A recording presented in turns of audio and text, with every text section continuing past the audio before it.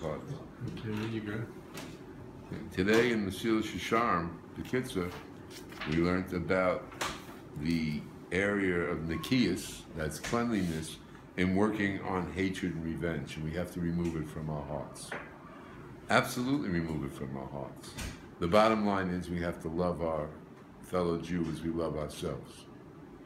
The Rambam gives a tikkun, an eitzah, is that what? You got to strive to recognize the trials and betrayals in this world are all futile, transitory, and not worthy of revenge.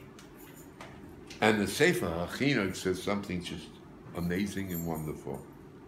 You have to strive to recognize that any harm that comes to you was not from the person who did it to you, but from HaKadosh Baruch Hu himself.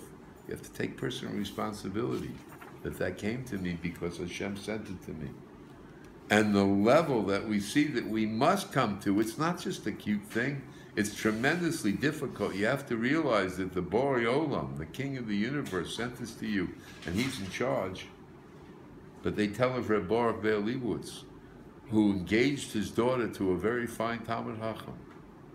And the Talmid Chacham left town during the time of the Tanaim and went somewhere else to learn. And a few weeks later sent a letter to the Kala and to Reb Baruch Ber that he's breaking the engagement without an explanation.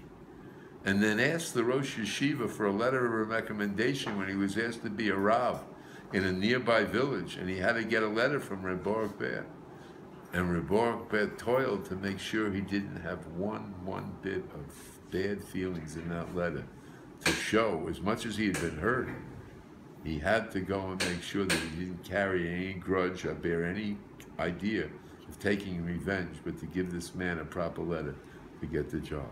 We all have that on us, and we all must realize that we have to love our brothers as we love ourselves.